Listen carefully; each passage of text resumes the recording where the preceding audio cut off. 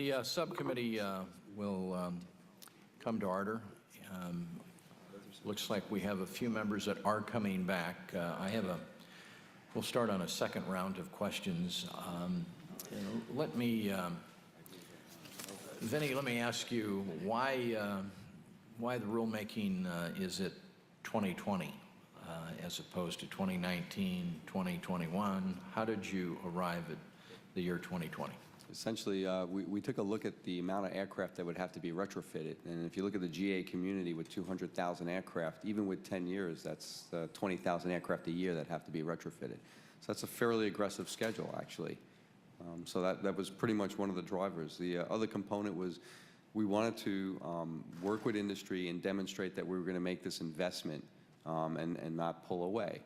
This has been brought to our attention as something that they were concerned with. So we did the best we could to lay out an aggressive schedule that put that ground infrastructure in place, and the best we came up with was 2013. So technically, you'd want to see that ground infrastructure in place as well. So the capabilities are there. Starting in 2010, we'll be putting in the ground infrastructure. This is the uplink capability. But by 2013, we'll be completed. So really, you're looking at 7 years of using the service nationwide. I'm going to ask you a couple of questions about Mr. Scoville talked about complimented the FAA for the contract and said it's a robust contract, and I want to talk a little bit about that in a second. But just for the record, and so the subcommittee members know, in putting the contract together as far as the ITT's responsibilities and what needs to be accomplished and timelines and targets, who else was consulted in the process? PASS is represented here, Mr. Brantley at the table. He has 11,000 members that he represents. The air traffic controllers are an integral part of operating the system once it's up and running. And I wonder if you would tell us how much input the agencies and stakeholders here were involved. Sure. As I mentioned earlier, when we set up the program office for implementation, which was approximately January 2006, one of the first things we did was develop a governance structure. In that governance structure, we have stakeholders, which essentially are internal to the FAA, both in the regulatory side and the air traffic organization. So you have people from airports involved, our safety oversight organization, the people that put together the economic analysis, our policy people for the NPRM.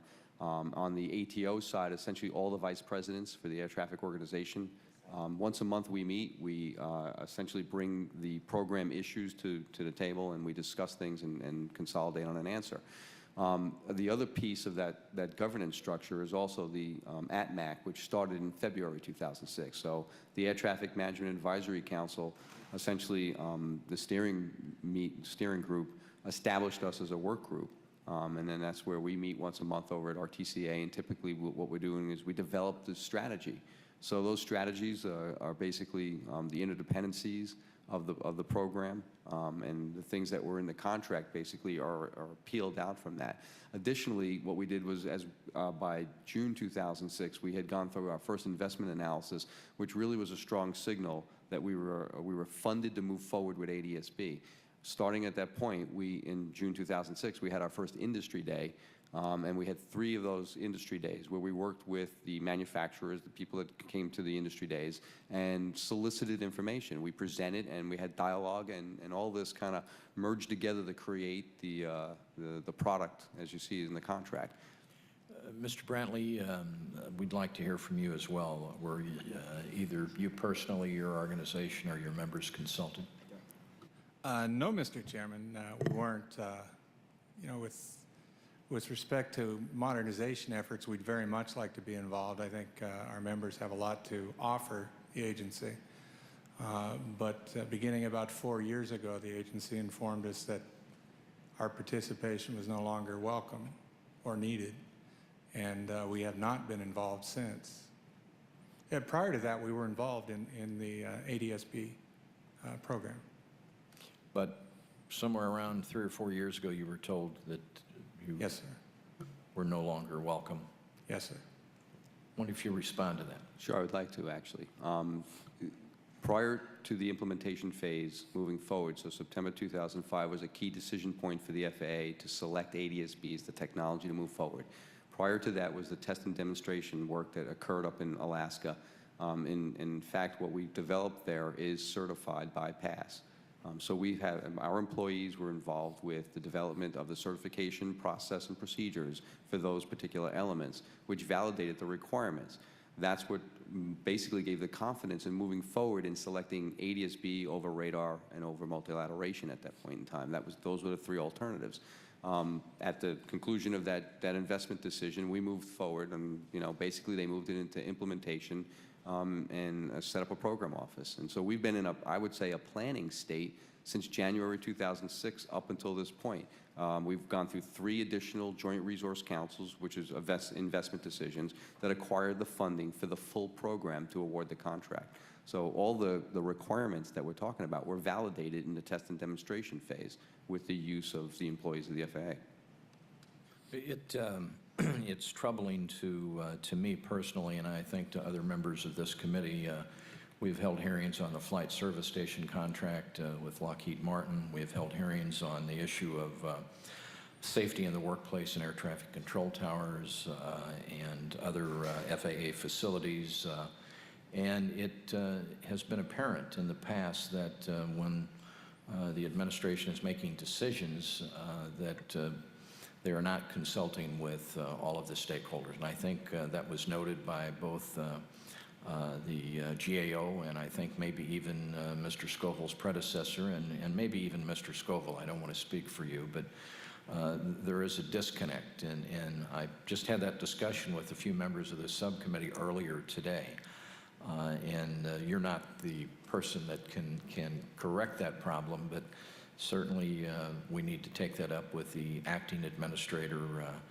It's troubling, and it is not in the best interest of what we want is the final product and improving the, in this case, the air traffic control system. Let me ask Mr. Scoville a final question. In your testimony, you indicate that ITT will have a monopoly over providing ADS-B services for the next 18 years. I wonder if you might talk a little bit about your concerns regarding competition and consumer issues as a result of one contractor that will be in charge and have, I think in your words, a monopoly over the ADS-B services for the next 18 years. Yes, Mr. Chairman, ITT will have virtually a monopoly over the service, the information that's generated through the ADS-B system. FAA owns the data, but through the contract, FAA has consented to ITT being able to market, to package, to sell that data to users who might be interested. They might include air carriers. Our information is that UPS has indicated they would certainly be interested, airports as well. Then they would find a multitude of uses, and we know that ITT is certainly looking on that prospect favorably. As a policy decision, FAA and the administration are certainly free to enter into a contract with these terms. We do have concerns about the nature of the data that's being transmitted, that's being permitted to be used in this fashion, perhaps marketing concerns as well with competition factors. We would urge FAA to regulate, to examine and carefully regulate, if appropriate, this use of data generated by the contract as it goes forward.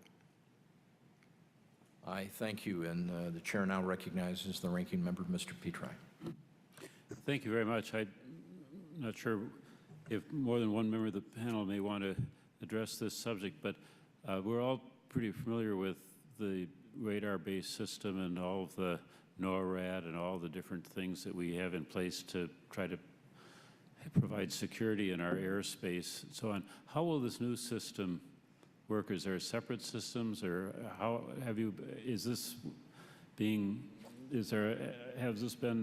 scrutinized? Are there ways this will enhance our security or help us to deal with unauthorized entrance into our airspace more effectively and this kind of thing? As part of the governance structure I mentioned earlier, DoD participates at that stakeholders meeting that we discussed, and our involvement with them is looking at ways that we can exploit the technology. Specific applications that have been coming up are right here in the ADIS, or the Air Defense Identification Zone, where if you are ADS-B equipped, it's obvious who you are. You have your identification, and therefore you can exploit that as knowing they're a friendly as opposed to worrying if they're a foe. Same things in their special use airspace or the military operations area.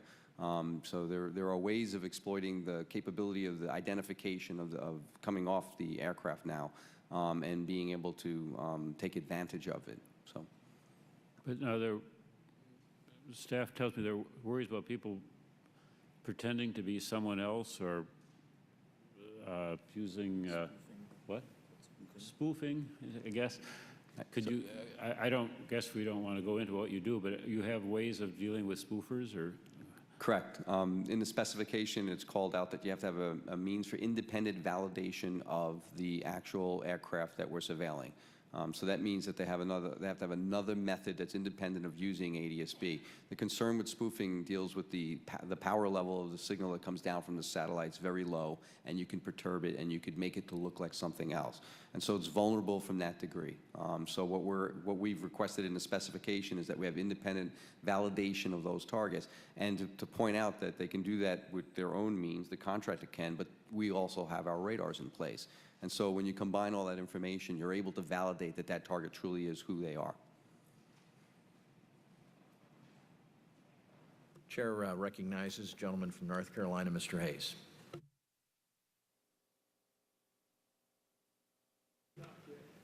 The gentleman from Michigan is recognized, and we'll just give him his time and not yours, Mr. Hayes. How's that? Mr. Ehlers is recognized.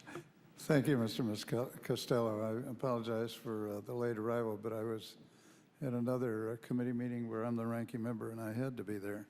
Fortunately, they gave up when votes came, so I dashed over here.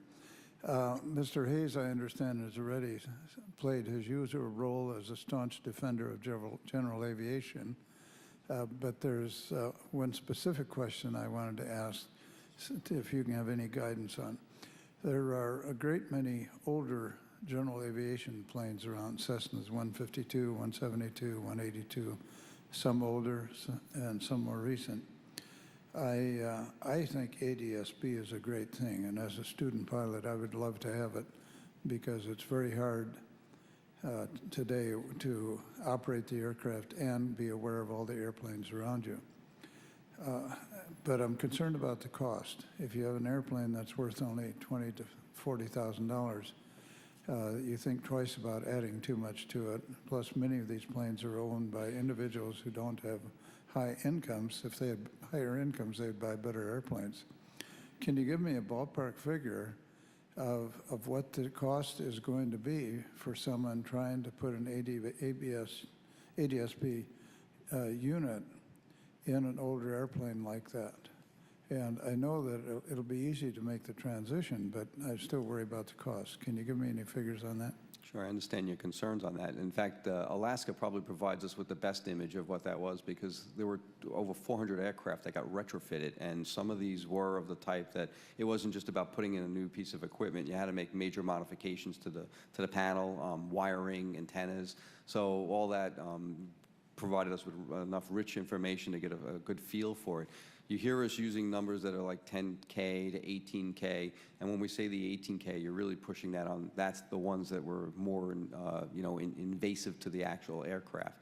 Also, I would suggest that, as we start this off, there's the early adopters that are going to end up probably paying a little bit more. But over time, I think the market forces will lower those prices, and we're speculating somewhere on the order of 30% reduction. So are you saying that about 10K would put the basic unit in the average plane if there's not For retrofit? those. Pardon? Excuse me, for the general aviation type aircraft. Yes, right. Okay, so the 30% off that would get it down to roughly 7,000. Okay. Thank you very much. That's helpful. I'll be happy to yield the remainder of my time to Mr. Hayes. Thank you, Mr. Chairman, Mr. Taylor. Benny, you're working for the government. We don't want any more $600 hammers now. $6,000, you can get the box. 6 months ago, it's gone down since then. Don't want to mislead people. Benny, what I want you to talk about is the levels of equipage. You can equip so that you can transmit. You don't have to have an expensive multifunction display to receive. A lot of angst amongst the aviation community because of what the FAA has done to them in the past. We got to prove we're not doing it to them again here. So talk about the levels of equipment. If you're going to be a transmitting ADS-B guy, transmit and receive, and on up, if you talk about that a little bit. So you've heard the terms earlier called ADS-B out and ADS-B in. So ADS-B out is you can just have the pure function of transmitting your information. The new services that could be provided is basically expanding our service volume. So today radars have floors and they don't see below the floors. In places like Alaska, we learned that we can't see below the radar. You could be basically doing procedural separation. With ADS-B and the way we deploy the infrastructure, ADS-B out can now feed the air traffic controllers where they can provide air traffic control separation services. So that's an example of just utilizing ADS-B out. Other examples of applications for ADS-B out would be search and rescue. So there's definitely an improvement in that case. In the case of Embry-Riddle, they could use it just strictly for collecting the data on the ground and then replaying it for looking at how their student pilots are doing and use it for training purposes. Now, you bring it to the next level. ADS-B in is if I'm transmitting out information, that's an enabler for other aircraft to receive it and display it. And that's where you get that increased situational awareness that we were just talking about. So not only can you see traffic, but now we have the opportunity to uplink weather to the cockpit. And so you're talking about the ADS-B in components, and it's essentially providing more information into the cockpit to increase the situational awareness, which translates into safety. Thank you, Mr. Chairman. Can I carry on? Benny, you're talking over our head again.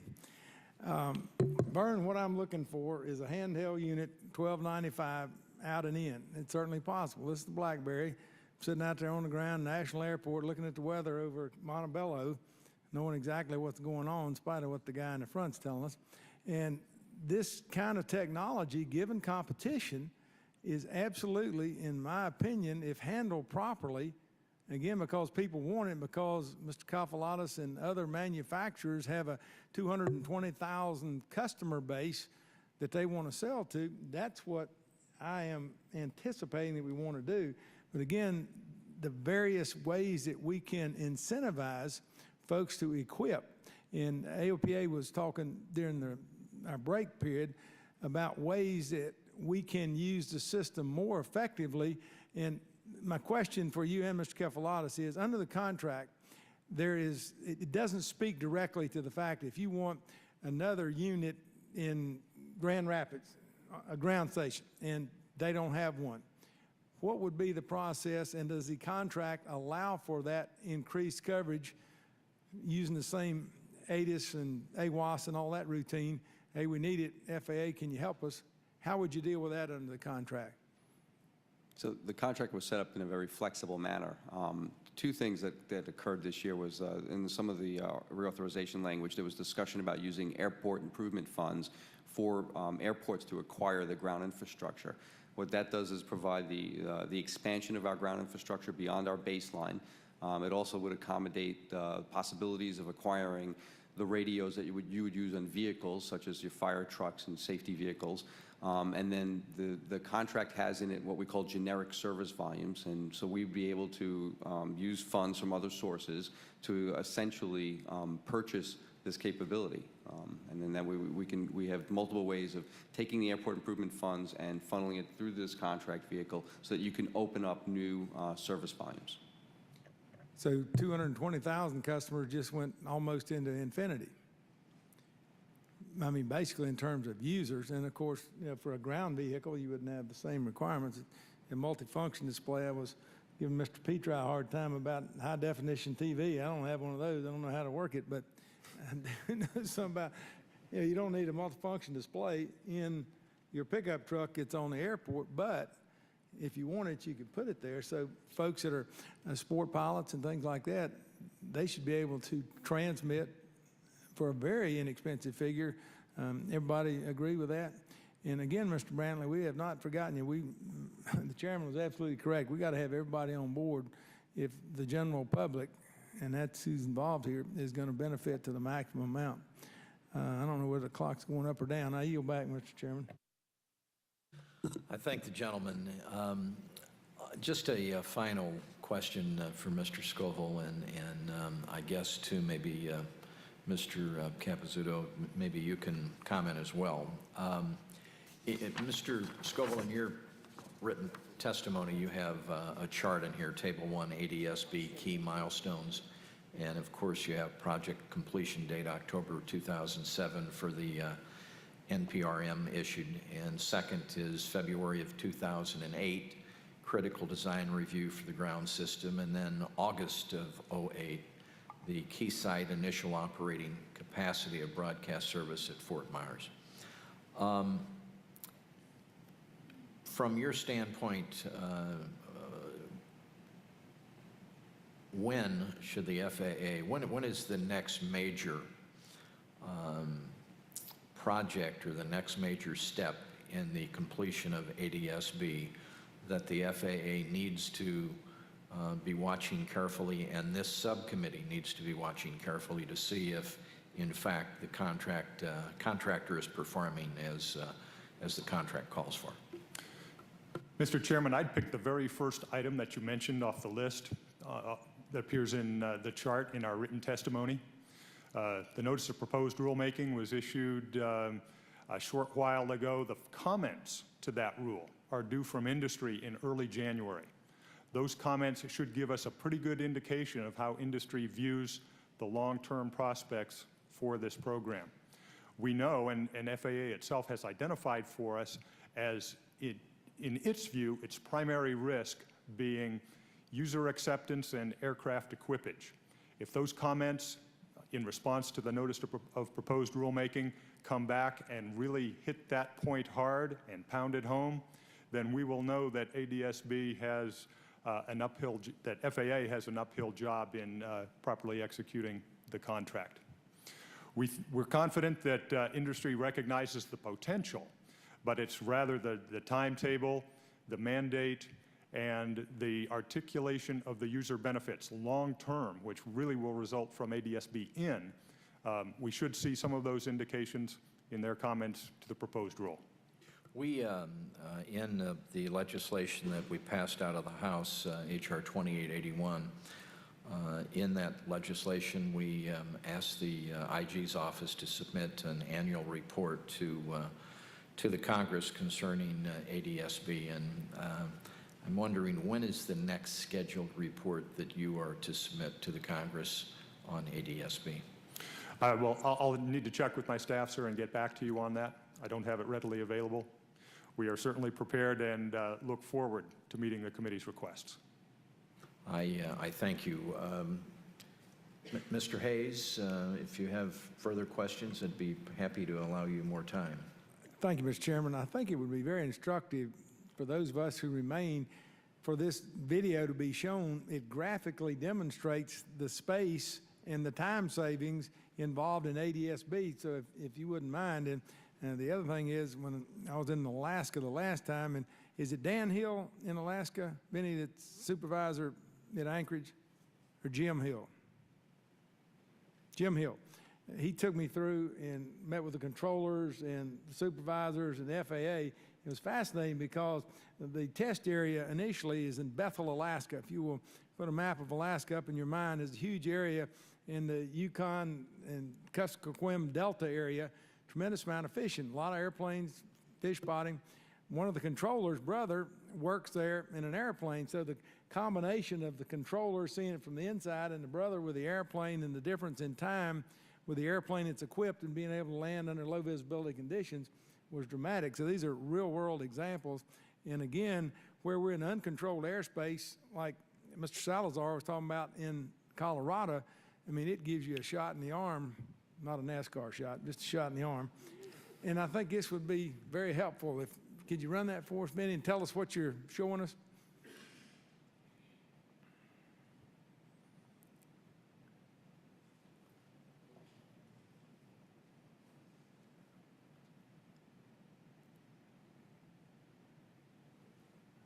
Okay. What you're looking at is basically the airspace that's considered oceanic. As you look at that light shaded blue area, that's about 100,000 square miles of what we call oceanic airspace. And so as you see aircraft leaving either out of Mexico, what you're seeing is that's radar coverage up to the light blue area. Once they go into that light blue area, what we do is we sanitize the airspace around the aircraft because we really don't have any surveillance capability. So that is about 120 miles behind an aircraft and then 50 miles on either side of it. So that's a fairly large volume of airspace that's considered sanitized. From a safety perspective, that's great, but we could make better use of that airspace. So as they approach on the United States coast, you'll also notice that we pick them up in radar coverage. So this gives you an example of the capacity constrained by our separation standards as a function of keeping safe separation between the aircraft. And then to point out, there's also a whole lot of low altitude activity going on, and it goes pretty far out as well because they're doing deep oil exploration. So there's a lot of platforms on the base underneath this, and we'd like to exploit those platforms to deploy our ADS-B infrastructure. And again, that's something we could not accomplish with radars. So we have these nice, tight, small units that can be deployed on the oil platforms, providing services now that you can see that we can clearly put 5-mile separation. So you've increased capacity, you reduce ground delays, you provide surveillance not only for the high altitude, but you're also providing it for the low altitude. So now we can provide or extend our surveillance capabilities offshore 200 miles out and provide the helicopter operators with surveillance. So as I mentioned, this was kind of a win-win situation. We work closely with the Helicopter Associations International to get access to those platforms.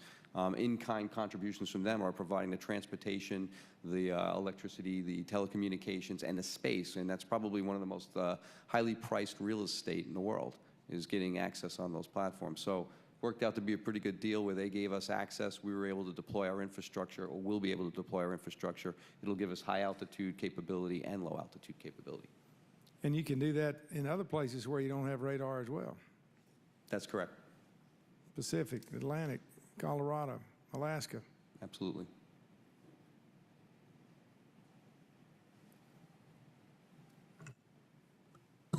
Very good. Mr. Ehlers, any other comment or question? I think I've over-commented. As soon as they get down to $500, I'll be first in line to buy one. But I first have to buy the airplane, too. Well, we thank all of you for being here to testify and to answer our questions.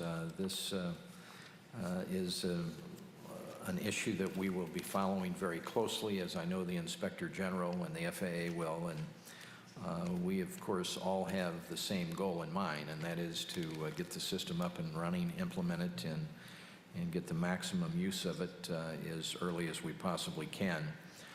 The FAA, quite frankly, not only this administration, but previous administrations, they do not have the best track record in following through on contracts and monitoring them.